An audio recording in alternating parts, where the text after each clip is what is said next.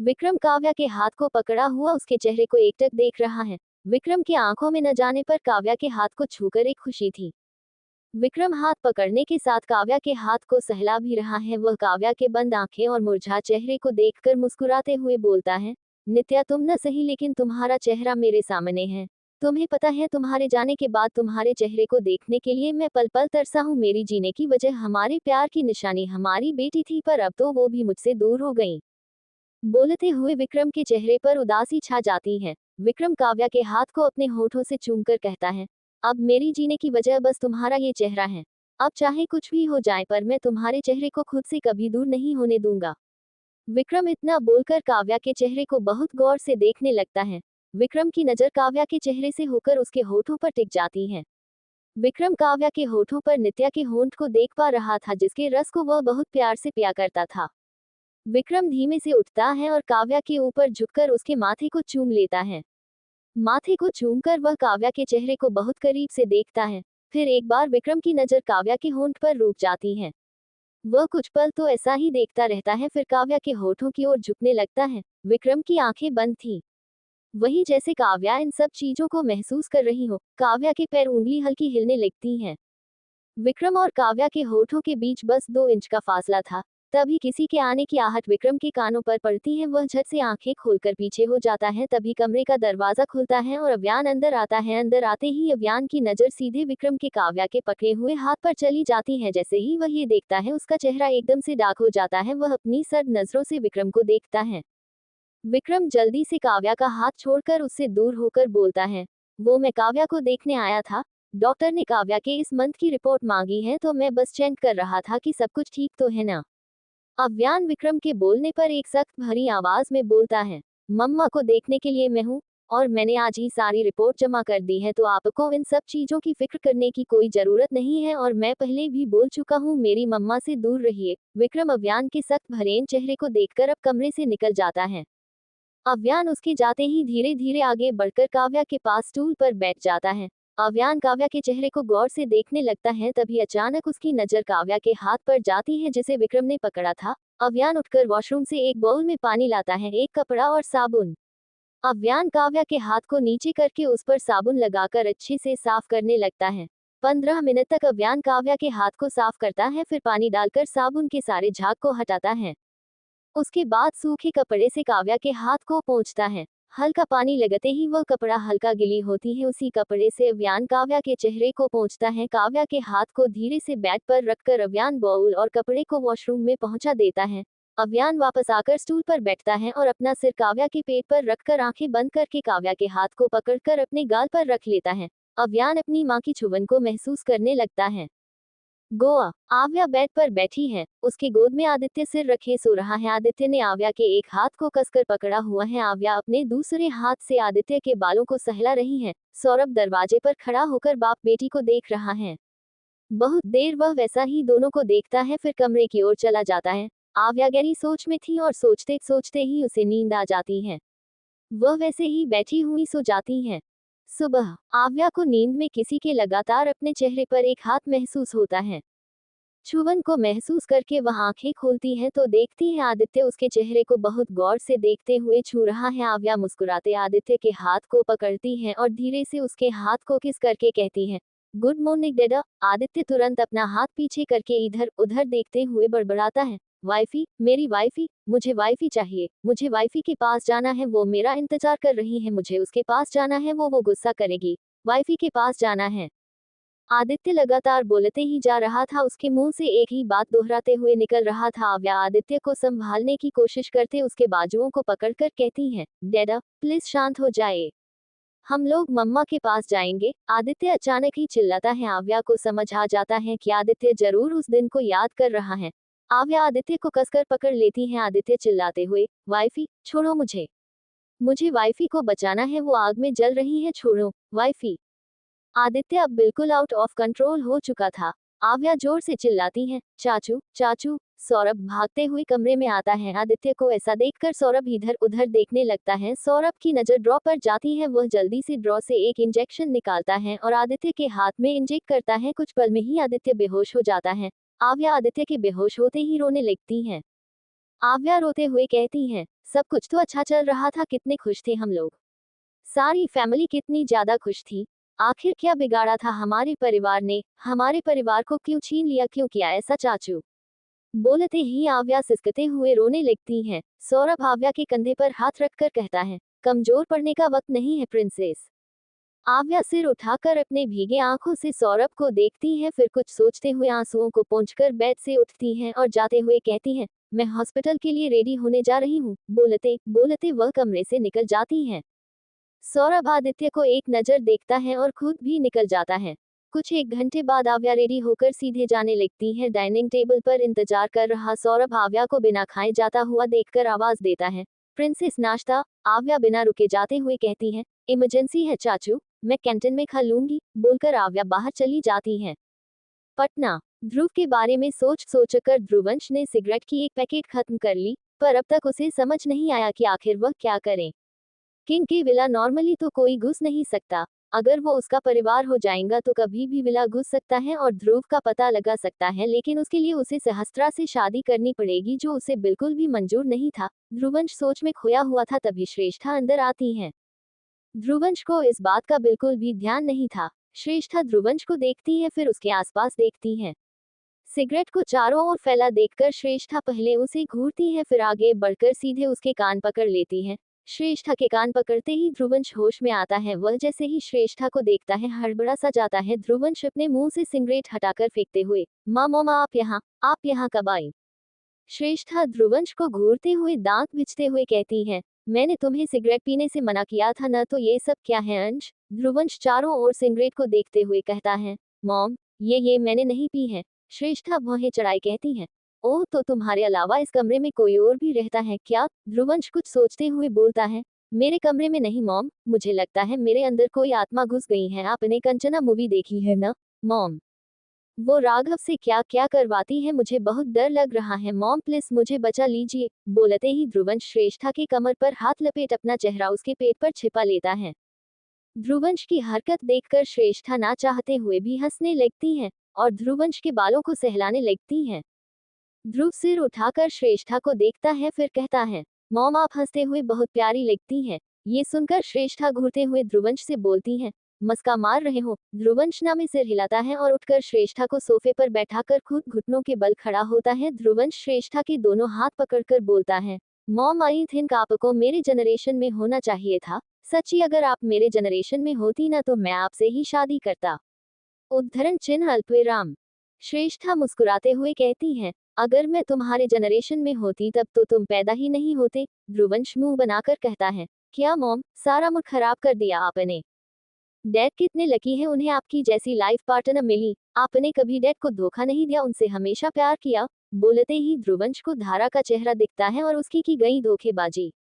धारा का चेहरा दिखते ही ध्रुवंश की गुस्से से नसें उभरने लगती हैं। वह उठकर जल्दी से वॉशरूम चला जाता है। वही श्रेष्ठा नासमझी में वॉशरूम की ओर देखती है। फिर जब वह ध्रुवंश के बातों पर गौर करती है तो श्रेष्ठा के मुंह से एकाएक निकलती है, धोखा। ईट मीन्स अंश को धोखा मिला है। होटल। सहस्त्रा अपने फैंस के बुलाने पर होटल पहुंचती है। होटल के सबसे लास्ट फ्लोर पर उसे बुलाया गया था। सहस्त्रा लिफ्ट में घुसती है, वहां एक कपल और 2-3 आदमी मौजूद थे। सेकंड फ्लोर आते ही 2 आदमी निकल जाते हैं। चौथे फ्लोर पर फिर एक आदमी उतरता है। तभी श्रेष्ठा लेफ्ट में मौजूद इंसानों को देखती है, जिसमें अव्यान भी मौजूद था। वह अपने कान पर ब्लूटूथ लगाए आंखें बंद करके खड़ा था, तो वही दूसरे साइड कपल एकदम चिपक कर खड़े थे। सहस्त्रा जल्दी से उनसे अपनी नजर हटा लेती है। कुछ वक्त बाद सहस्त्रा को दोनों कपल का एक दूसरे को किस करने की आवाज सुनाई देती है। सहस्त्रा भी अपनी आंखें बंद कर लेती है, उससे ये सब कुछ बहुत अजीब लग रहा था। 6 फ्लोर में दोनों कपल भी उतर जाते हैं। लिफ्ट बंद होकर फिर से चलने लगती है। तभी अचानक लिफ्ट की लाइट्स बंद हो जाती हैं और वह रुक जाती हैं। सहस्त्रा कसकर अपनी आंखें बंद करके लंबी लंबी सांस लेने लगती है। अव्यान टॉर्च जलाकर लिफ्ट को चेक करने लगता है। जब उसे समझ आता है कि लिफ्ट खराब हो गई है तो वह अपने बॉडीगार्ड को कॉल करता है। अव्यान कॉल कट करके जैसे ही जाने के लिए मुड़ता है, सहस्त्रा झट से उसके गले लग जाती है। सहस्त्रा की सांसें बहुत ज्यादा तेज थी। सहस्त्रा अव्यान के सीने से लगकर सिसकने लगती है। वही सहस्त्रा के ऐसा करने पर अव्यान की मुट्ठी कस जाती है। वह अपने आसपास कभी किसी लड़की को बर्दाश्त नहीं कर सकता था। सहस्त्रा अब कांप भी रही थी। वह कांपते हुए कहती है, लाइट जलाए प्लीज, मुझे अंधेरे से बहुत डर लगता है। सहस्त्रा की बात सुनकर अव्यान को कुछ याद आता है और वह टॉर्च करके सहस्त्रा को देखने लगता है। सहस्त्रा पूरे पसीने से भीगी हुई थी, उसके होंठ कांप रहे थे और उसने इस वक्त आंखें बंद करके रखी थी। सहस्त्रा कुछ पल तो ऐसा ही कांपने लगती है, फिर अचानक बेहोश हो जाती है। अव्यान उसे कमर से पकड़ लेता है। सहस्त्रा अब अव्यान के बाहों में झूल रही थी। तभी लाइट्स आती हैं और लिफ्ट चलने लगती है। 9 फ्लोर पर लिफ्ट आकर रुकती है और वह खुल जाती है। लिफ्ट खुलते ही रॉनी अंदर जाकर बोलता है, आप ठीक है? अव्यान हाँ में सिर हिलाकर सहस्त्रा को देखता है। सहस्त्रा आवाज के साथ 2 लड़की थोड़ा परेशान होकर अंदर आती है। एक लड़की अव्यान को देखकर कहती है, सर प्लीज आप सहस्त्रा को कमरे तक छोड़ दीजिए। अव्यान सहस्त्रा के चेहरे को देखता है, फिर उसे गोद में उठा लेता है। दोनों लड़की रास्ता दिखाते हुए कमरे तक ले जाती है। कमरे में जाते ही अव्यान सहस्त्रा को बेड पर लेटाता है। दोनों लड़की उसे कुछ बोलने ही वाली होती है कि अव्यान तुरंत तेज कदमों से बाहर निकल जाता है। दोनों उसे ऐसा देखकर एक दूसरे को देखते हैं, फिर एक साथ कहते हैं, बड़ा अजीब आदमी है।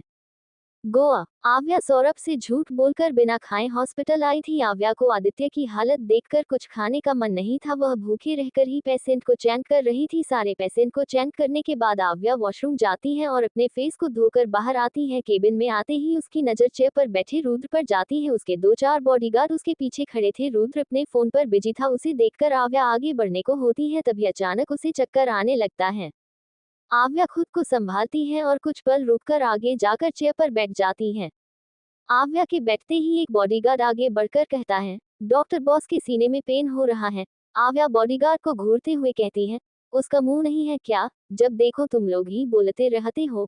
बॉडीगार्ड कुछ बोलने को होता है, पर रुद्र उसे अपना हाथ दिखाकर रोक लेता है। केबिन में शांति छा जाती है। शांति को देखते हुए आव्या कहती है, ठीक है, अपने बॉस से कहो वह बेड पर बैठ जाए और तुम सब बाहर जाओ। सारे बॉडीगार्ड आव्या के बोलने पर नहीं जाते, पर रुद्र की इशारा पाते ही एक एक करके आव्या को देखते हुए चले जाते हैं। रुद्र बेड पर बैठ जाता है। आव्या के दोनों हाथ रुद्र के सीने पर थे। रुद्र थोड़ा झुकता है और आव्या के गर्दन को सूंघने लगता है। उसका बिहेवियर एक सनकी टाइप का था, जिससे लड़कियां उसके सामने आने से भी डरती थी। जिस लड़की ने भी उसके करीब आने की कोशिश की, दूसरे दिन उसके मौत की खबर न्यूज में होती थी। रुद्र आव्या की स्मेल लेकर उसे देखता है। अभी भी उसने आव्या को टच नहीं किया, बस आव्या उसके सीने से लगी हुई थी। काफी देर तक दोनों उसी पोजीशन में रहते हैं। फिर रुद्र आव्या को छूने वाला होता है, पर उसे कुछ होता और तुरंत हाथ पीछे कर लेता। रुद्र 2 से 3 बार ऐसा ही करता है, पर आव्या को बिल्कुल नहीं छूता। वह फोन निकाल कर किसी को कॉल करता है। कुछ ही पल में 2 डॉक्टर अंदर आते हैं। उसके साथ रुद्र का बॉडीगार्ड भी थे, पर वह रुद्र के इशारे से चला जाता है। डॉक्टर आगे बढ़कर आव्या को छूने ही वाले होते हैं, तभी रुद्र की सर्द भरी आवाज आती है, डोंट टच हर। दोनों डॉक्टर रुद्र की बात सुनकर डर के भाव लिए एक दूसरे को देखने लगते हैं और यह भी सोचने लगते हैं कि आखिर बिना टच किए वो दोनों कैसे चेक कर सकते हैं। दोनों को चुपचाप खड़ा देखकर रुद्र दोनों पर चिल्लाता है, इमीडिएटली चेक हर। डॉक्टर सिर झुकाए जवाब देता है, सर हमें इन्हें चेक करने के लिए छूना पड़ेगा। ये सुनकर रुद्र दोनों को घूरता है, पर कुछ नहीं बोलता। डॉक्टर सिर झुकाए आव्या को टच करके चेक करता है। डॉक्टर के टच करते ही रुद्र आंखें बंद करके अपने गर्दन पर हाथ फेरने लगता है। दूसरा डॉक्टर ये देखकर डर से पीछे हो जाता है। डॉक्टर को आव्या को चेक करने में बहुत प्रॉब्लम हो रही थी, क्योंकि आव्या अब तक उसी पोजीशन में थी। डॉक्टर फिर एक बार बहुत मुश्किल से बोलता है, सर आप इन्हें बेड पर लेटा दीजिए, ऐसे चेक करना बहुत मुश्किल है। रुद्र आंखें खोलकर उसे देखता है, फिर कहता है, आई वोंट टच हर, इसलिए चुपचाप ऐसे ही चेक करो। डॉक्टर चुपचाप बहुत मुश्किल से आव्या को चेक करता है, फिर कहता है, भूखे रहने से बेहोश हुई है, इससे ज्यादा कुछ नहीं है। रुद्र तुरंत कमरे से निकलने के लिए कहता है। दोनों जल्दी से निकल जाते हैं। रुद्र अपने पॉकेट से एक छोटा सा बोतल निकालता है और आव्या के बॉक्स में से इंजेक्शन लेकर उसमें उस दवाई को भरता है। रुद्र आव्या के कंधे के नीचे हाथ पर इंजेक्शन इंजेक्ट करता है। यह एहसास होते ही आव्या के चेहरे पर एक दर्द सा उभरता है। इस दौरान भी रुद्र का एक उंगली तक आव्या के शरीर को टच नहीं करता। रुद्र आव्या के चेहरे को देखने को होता है, पर आव्या का चेहरा रुद्र के सीने पर पूरी तरह से छिपा हुआ था। रुद्र छोटे से बोतल को फिर से अपनी पॉकेट पर रखता है और इंजेक्शन को डस्टबिन में फेंक देता है। रुद्र अपने दोनों हाथ को बेड पर रखकर अपना चेहरा ऊपर करके आंख बंद कर लेता है। पटना। सहस्त्रा बेड पर बैठी हुई बार सीट पर हुई सीन के बारे में सोच रही थी। तभी उसकी एक दोस्त गिलास में जूस बढ़ाते हुए कहती है, तुम ठीक हो ना सहस्त्रा? सहस्त्रा हाँ में सिर हिला देती है और उसके हाथ से जूस का गिलास लेती है। एक बार पीकर वह कुछ सोचते हुए कहती है, मैं यहाँ तक कैसे आई? सहस्त्रा के ये पूछने पर दूसरी दोस्त आकर बेड पर बैठते हुए कहती है, एक अजीब हर्टलेस फीलिंगलेस पसंद तुम्हें यहाँ लेकर आया। तुझे पता है उसने हमसे एक शब्द तक बात नहीं किया। उद्धरण चिन्ह अल्पविराम। सहस्त्रा के पहली दोस्त का नाम काजल तो वहीं दूसरी दोस्त के नाम जूही।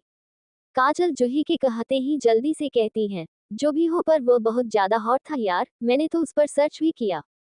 नाम है अव्यान सिंघानिया, टॉप पोजीशन में उसकी कंपनी आती है और हैरानी की बात तो ये है कि उसकी एक भी फोटो सोशल मीडिया में नहीं है। जूही उसे हैरानी से देखते हुए कहती है, अगर सोशल मीडिया में उसकी फोटो नहीं है तो तुझे उसके बारे में पता कैसे चला? काजल अपने सिर खुजलाते हुए कहती है, एक्चुअली मैं इन्हीं की कंपनी में इंटर्नशिप देने गई थी तो मुझे पता चल गया। काजल और जूही जहां दोनों बात में मग्न थी तो वहीं सहस्त्रा को बस अव्यान का चेहरा याद आ रहा था। सहस्त्रा को इतना खोया को देखकर जूही उसके कंधे को थपथपाते हुए होश में लाती है और कहती है, उसके बारे में ज्यादा मत सोच, तू भले किसी के बारे में भी सोच ले लेकिन उसके बारे में मत सोचना। यार वो बात नहीं करता, फीलिंग नहीं दिखाता। ऐसे इंसान के साथ आखिर कौन रह सकता है, मेरा तो दिमाग ही खराब हो जाएगा। सहस्त्रा सिर हिलाकर कहती है, मैं क्यों उसके बारे में सोचूंगी, वैसे भी मेरी तो शादी होने वाली है। काजल और जूही एक साथ बोलती है, हाँ तूने हमें बताया तो था। फिर काजल सहस्त्रा के हाथ को पकड़कर कहती है, यार तू एक बार अपने पेरेंट्स को मना करके देख ले, तेरी उम्र ही क्या हुई है, बस 21 साल की है तू। शादी करने के लिए बहुत समय है तेरे पास। सहस्त्रा अब सोच में पड़ जाती है, सच तो था कि वह बस 21 साल की है लेकिन वह अपने नाना जी की बात कभी नहीं टाल सकती थी। सहस्त्रा सोच में पड़ी रही। काजल और जूही उसे सोचते हुए देखते रहे।